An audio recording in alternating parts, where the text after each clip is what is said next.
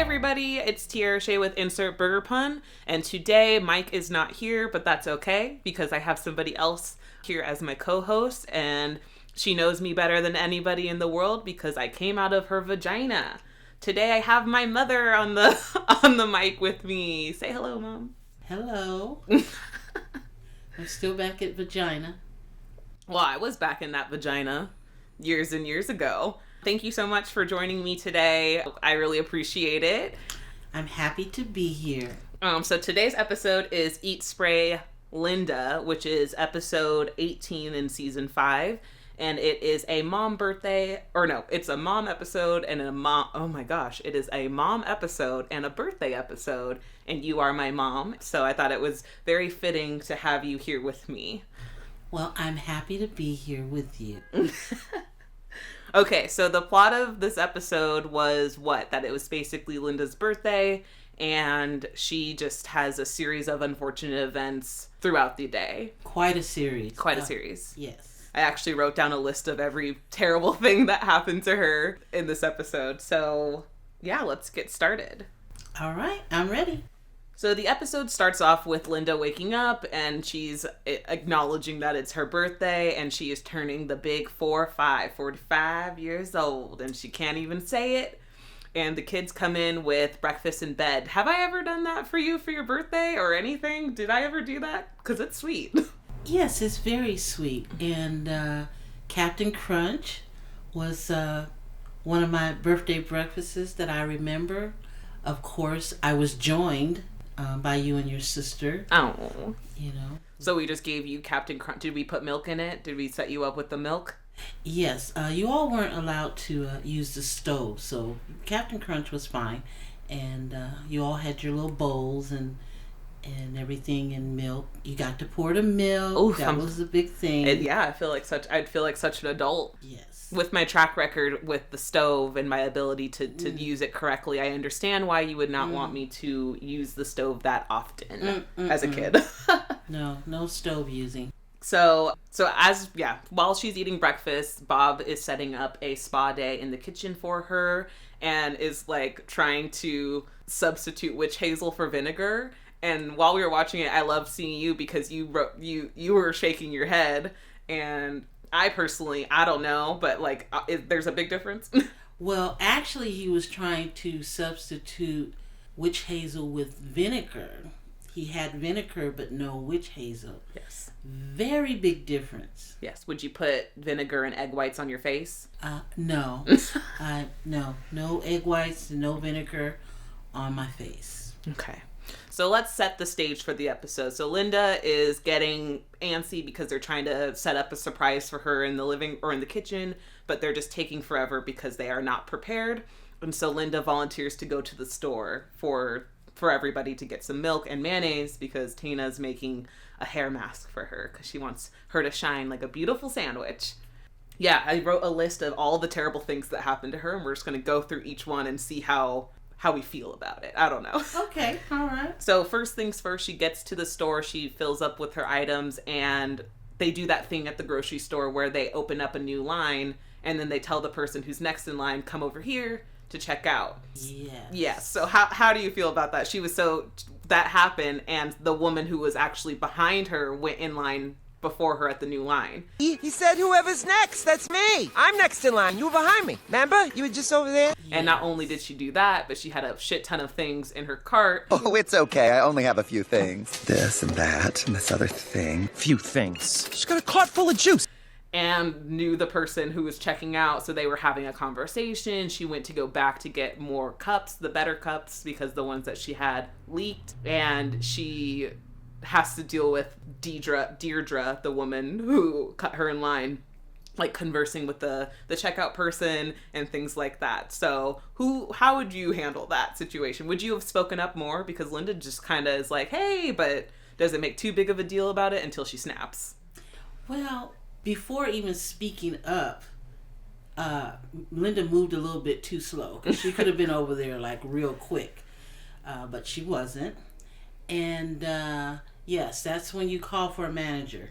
immediately manager. Ooh, you're going manager. Oh, right off the top. Let me also say for the listeners that my mom's name is Karen, kind of. It's Karen, but it's one R away from being a Karen. So her saying that she would immediately ask for a manager is very fitting. Immediately.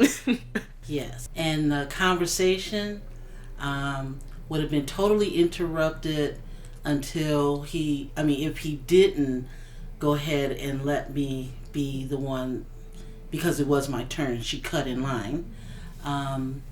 They wouldn't have had a conversation with me standing there behind them. Ooh, you would have been staring daggers at him? No, manager. Okay, all right. Manager, immediately. Okay, so that happened. That's the first thing that was terrible. It's her negative day. And then next she goes out of the store and sees that she's blocked in on both sides by cars. So then she tries, I know, right? Like a giant car on one side and then another car on the other, just blocking that giant wagon of a car that they have in. And so Linda tries to put the groceries in the back, but then I think she drops her keys or something like that and gets gum in her hair. Yeah. Fresh gum. Yeah, she dropped the orange that rolled under the car. I usually send you guys underneath the car. Thank you. The car to get things that, you're smaller, easy. But it was just her.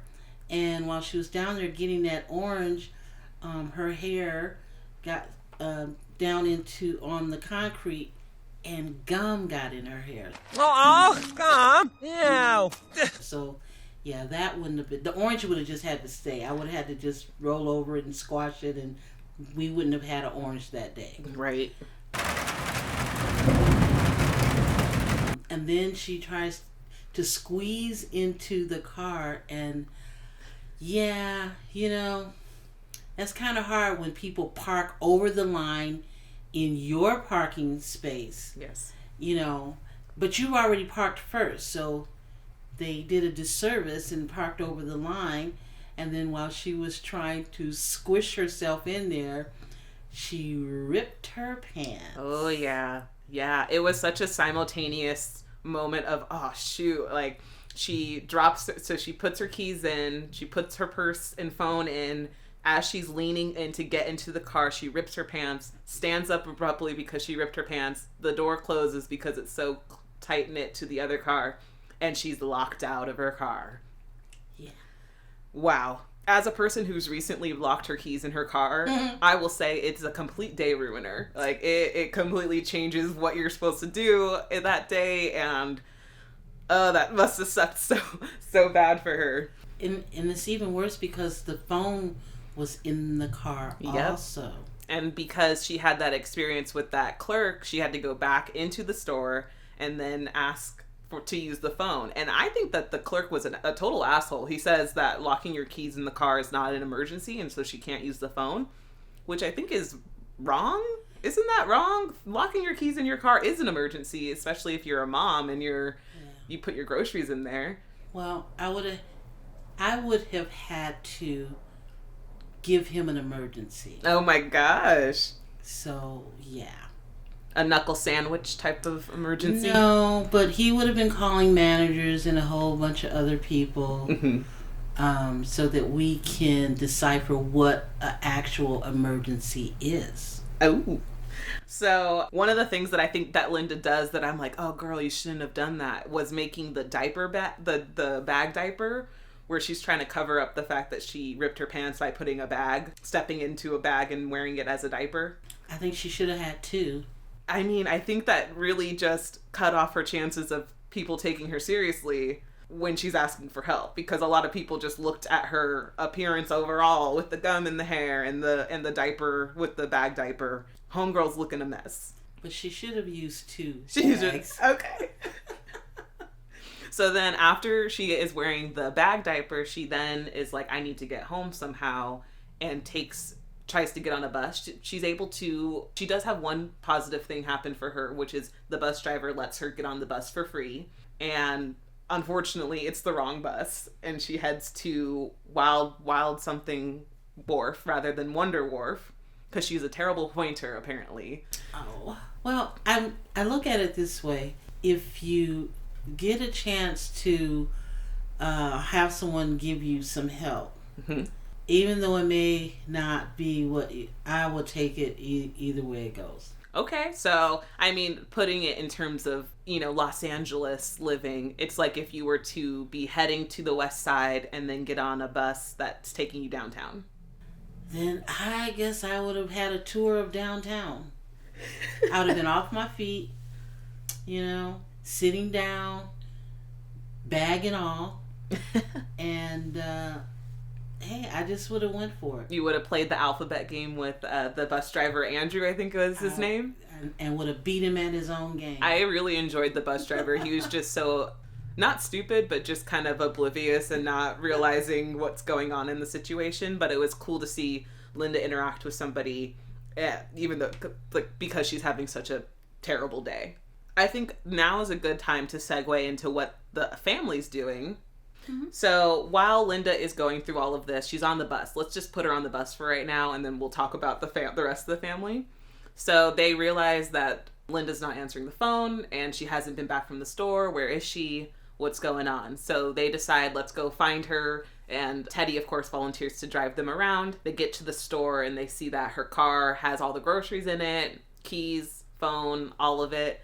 And they're like, oh no, Linda's out there somewhere. We got to find her. Yeah. And so the episode does a really good job of giving each character, each of the children, a possibility of where they think their mom is. Yeah. And each place is one.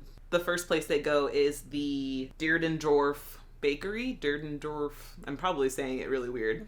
Bakery. And that's Jean's idea because Jean and Linda go together to do free samples. Yes. And so when they get there, what do they see? They see Linda's mugshot on the board. It really is a mugshot. Yes, it's a mugshot action shot, I'd say, because it's her with a bunch of food in her hands looking like, oh no. She's been caught. She has been caught. She's been caught. She's been put on the wall. There's a baby that's a jerk that's also on the wall, and it says "Do not feed" under Linda's picture. Yeah, it's a wall of shame. It is a wall of shame.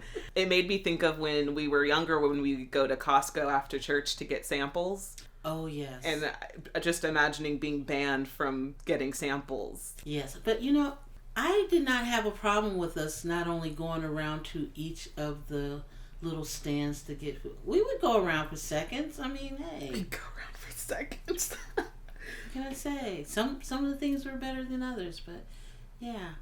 I really liked that Bob defended Linda the way that he did. Oh, yeah. And threw the pumpernickel at the guy, because he really did cross a line when he said that. What did he say? What were the words? He's like, we can't make enough pumpernickel in the world to fill your wife's big hands. Yes. Ooh, you poor dumb baker. That's what, was it Louise said that? Mm-hmm.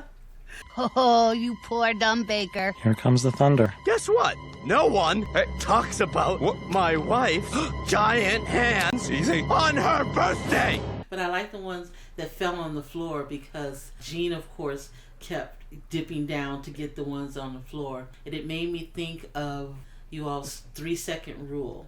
So when you would drop your candy or something on the floor, you would hurry up and scoop it up and look at me. And my thing was, well, hey, it was within 3 seconds, so it's fair game. It is. That rule is a rule that is still to this day applicable. Yes, it is. So the next place that they decide to check for Linda is the Royal Oyster Hotel, where Linda does her BM. She goes there to poop once or twice a week. And this is something that Tina suggests because they go there together to poop. And I thought it was really awesome that they go to a fancy hotel, because I'm from San Luis Obispo, and there is a famous inn there called the Madonna Inn, and they famously have a fountain. Like, some of their bathrooms are like very fancy and like what to do and blah blah blah, and so cool. And I know that in the men's bathroom, ooh, that sounds so weird to say that I know what the men's bathroom looks like. You've been in the men's bathroom at the Madonna Inn? Maybe. But only because I wanted to see if it was true that they have a fountain in there, and they do. Okay. It's so cool. So I understand wanting the ambiance and the beauty of a nice hotel to feel comfortable and safe to poop. And then also you don't have to worry about whether or not you're stinking up the bathroom because it's not yours and you could leave. And they have potpourri. Is that how you say it? I call it, is it potpourri? They have potpourri, not potpourri. Have potpourri. I think I like the way you say it more. Potpourri. Potpourri. They have new potpourri. Oh, okay. I think it was the POT that got me.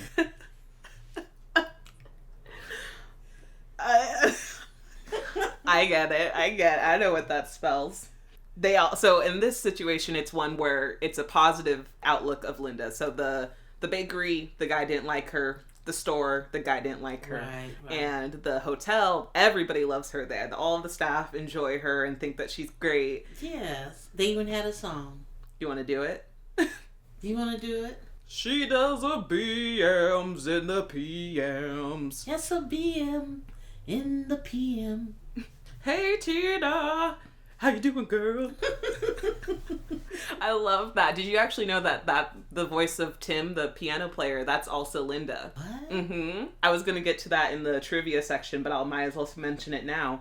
But the voice of Linda, John Roberts, was the voice of Tim, who does the piano, the BM, and the PM, and he was actually nominated for a Primetime Emmy Award for Outstanding Voiceover Actor for this episode in particular. Wow. So She does her PM in the PM. Hi, Tim. Hey, Tina, how you doing, girl? Oh, remember Louise takes him to the dog place. right. So Louise's suggestion to find Linda is to go to the pet store.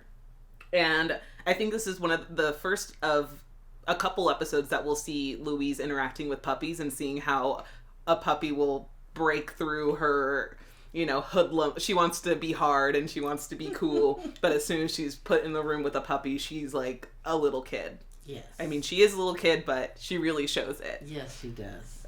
What's the name of the puppy? Colonel Fluffers. And she... Oh, your face.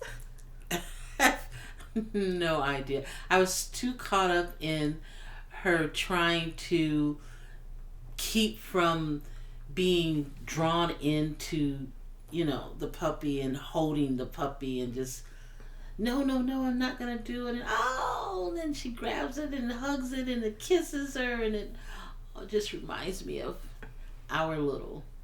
it just reminds me of our dog. He only stayed little for a couple of weeks. I know, yeah. R.I.P. Xander Bear. I love you so much. He was the funnest and kind of dumbest dog I've ever had. Yeah, but he was ours. Yes. I also love that there was a parrot there that says, all right. Yes. All right. Just showing that Linda's been there so often, and that's her catchphrase, which means that she says it all the time to the point that the parrot says it. Yes. Speaking of Linda, let's catch up with her on the bus. So she's on the bus.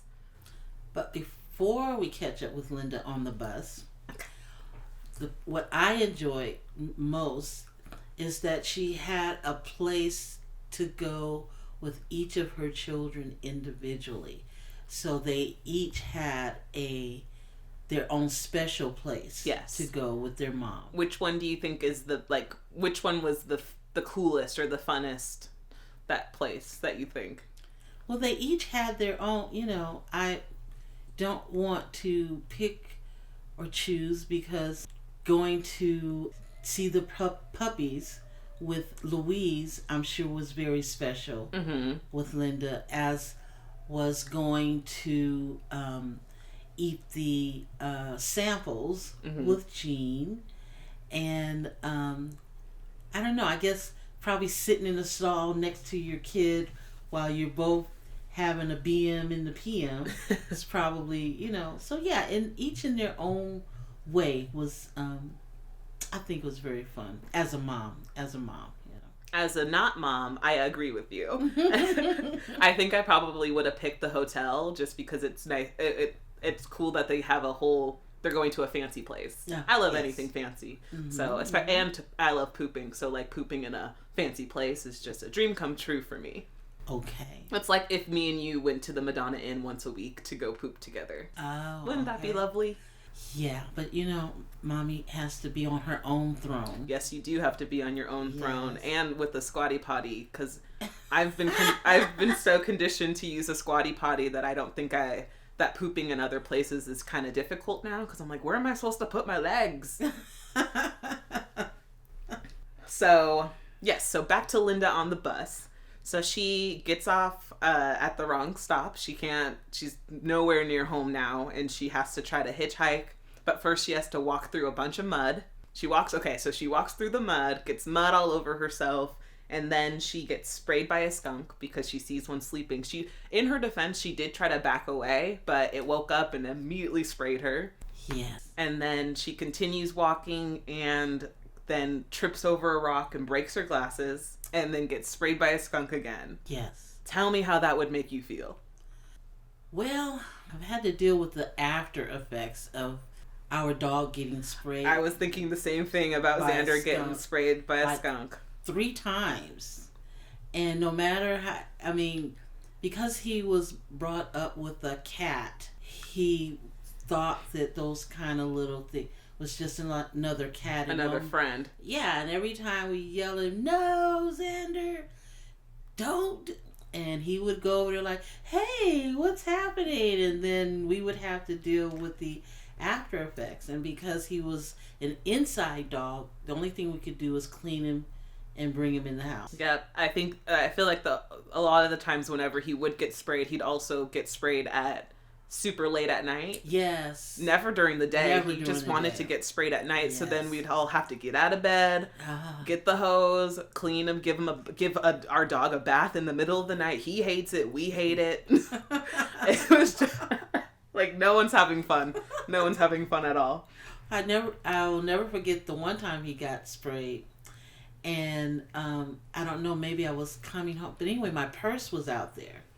And so the next day when I went to work, Oh, the purse my smell. purse was still smelling like skunk.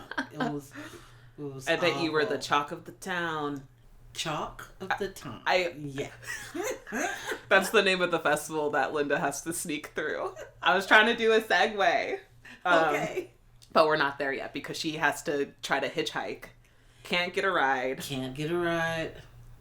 Yeah, no. I laughed so hard when that car stopped and she tries to say everything that's happened to her in the day. And the lady's just like, nope, go, go, go. Yeah. As soon as she got a whiff, the window rolled Right. down, and as soon as she got a whiff, She's like, oh, hell no. nope, We're going.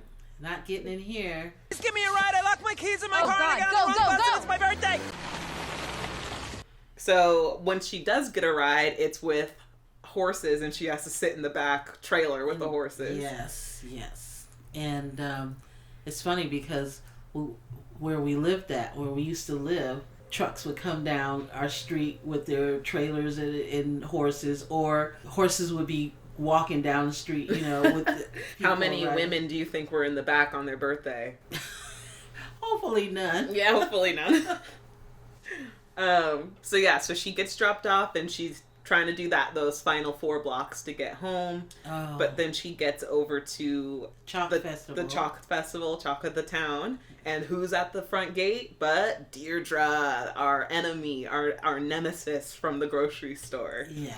And She really kind of started it all because if Linda had been able to just go in, get her stuff, and, come out Oh yeah. without this woman making all that, those cars probably wouldn't even have been able to block park her. there, yeah. Park there and block her in. But Well, Deirdre says that if Linda was nicer at the store, then she would be more inclined to let her through the street for free. So those are fighting words, I think. yeah.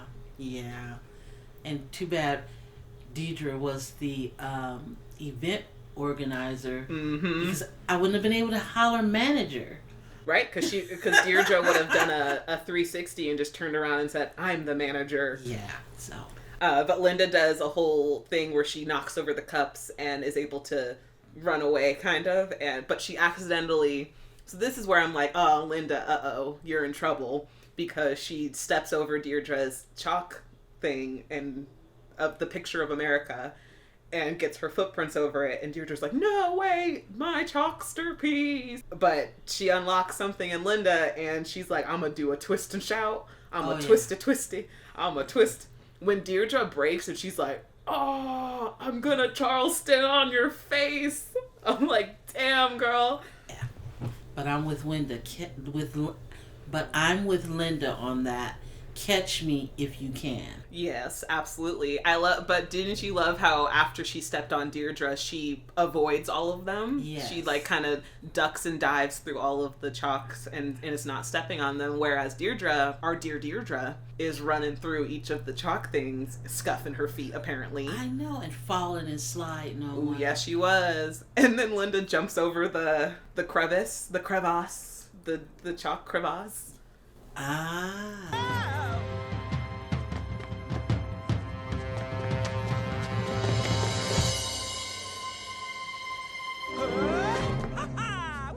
Bag intact. Bag intact. Yes, she didn't have to double bag it.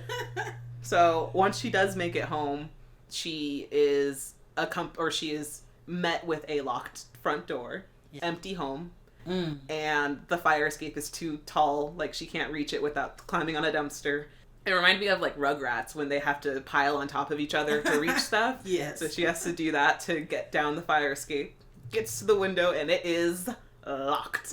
Yeah. So she uses a potted plant to break the window. I don't know if I would have broke my window. Well, would you have just stayed up there? I think I would have stayed up there. They had to come home at some point. I'm here now. Yeah. You know, so I think I would have just had to kind of like chill out on the deck until somebody would have to come home at some point. I think you're right, because seeing because she breaks the window and is able to get in, and then I feel like a few seconds later they walk in because all at the same time. Yeah, so I'm like, if she just avoided just a few minutes, but I think it also attributes to the bad luck of the episode of her just being like, yeah, it's got to have one last thing because they have to pay for that window.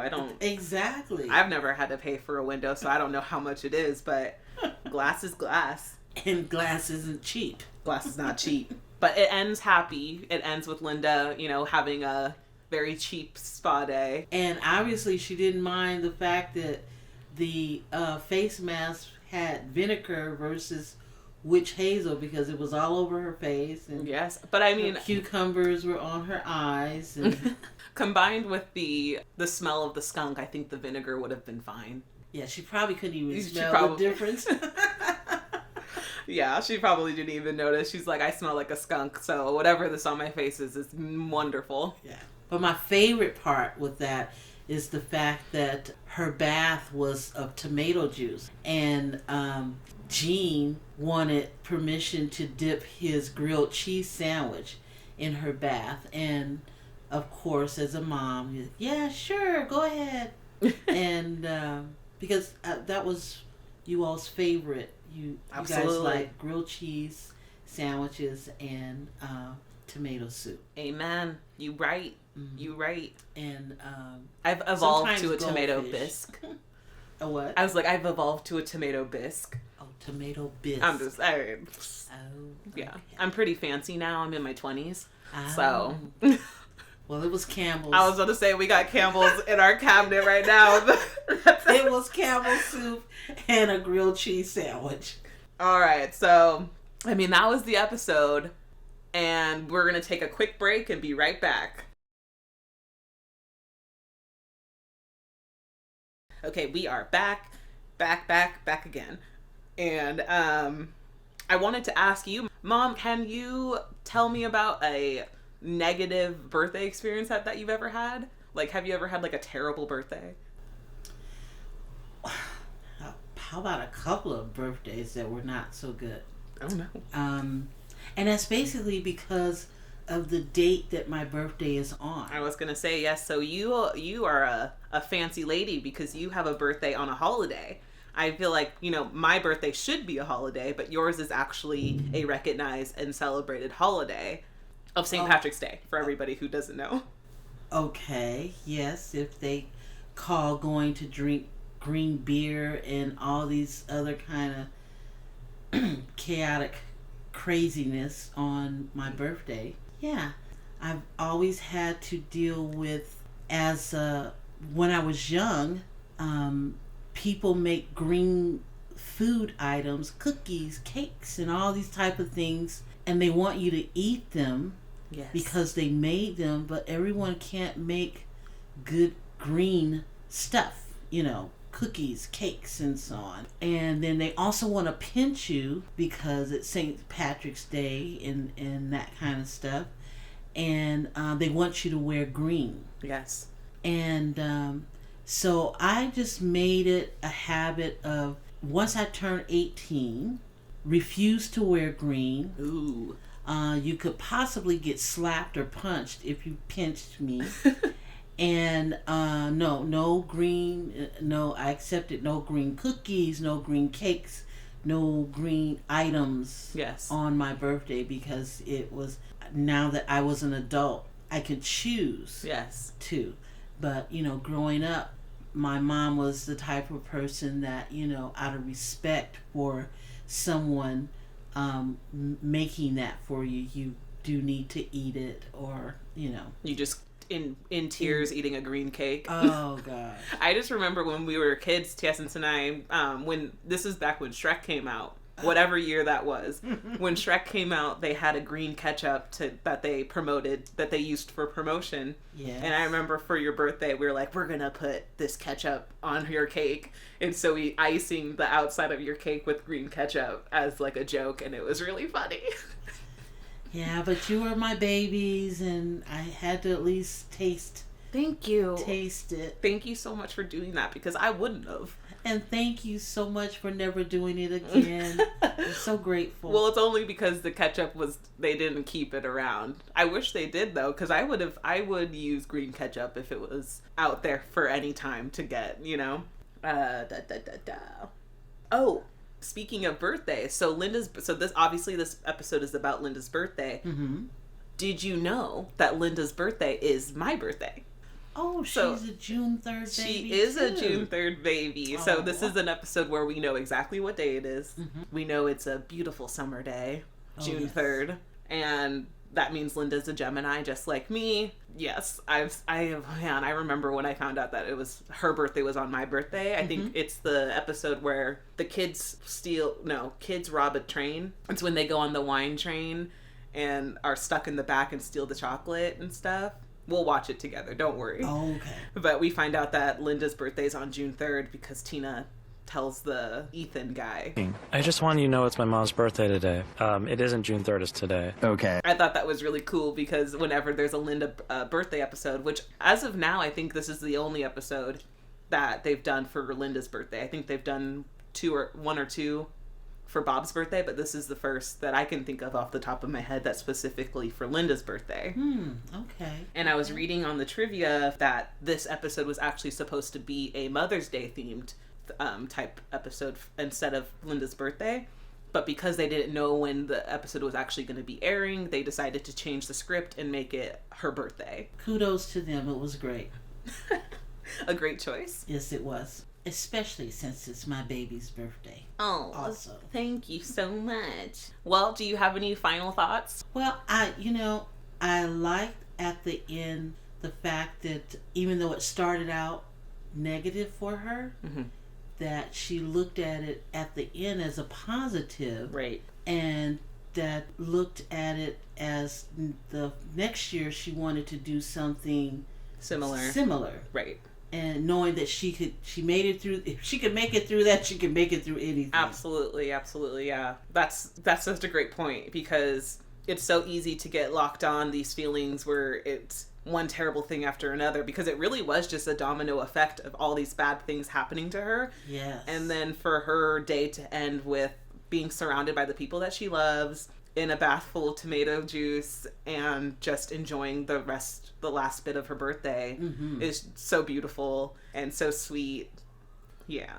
And to have her family around her. Yeah. Bob was there, the kids were there, Jean was eating grilled cheese and tomato juice. Yeah, I mean, I bet it's bathtub tomato juice, but Jean eats weirder things, so I don't think it's too bad. But yeah, thank you so much for doing this with me, Mom. It was a pleasure. I always love doing types of like recordings and things with you. So especially Bob's Burgers, because you're really fun to watch the episodes with. I love watching. This is the only animated show, other than Rugrats and different things like that. All those from the 90s. Yeah, from when you guys were little, that I actually really enjoy. Okay. I do enjoy, especially the theme song. Oh yeah. Well, I'll definitely be having you back because this was really fun. Great, and until next time. Oh, nice. Do you want to say what Linda always says before she leaves? You don't? I'll say it. All right, guys. Well, thanks. This is Tiara Shea with Insert Burger Pun. I had my mom on the mic with me. Mom, say goodbye. Goodbye. Bye, everybody. Stay out of my room.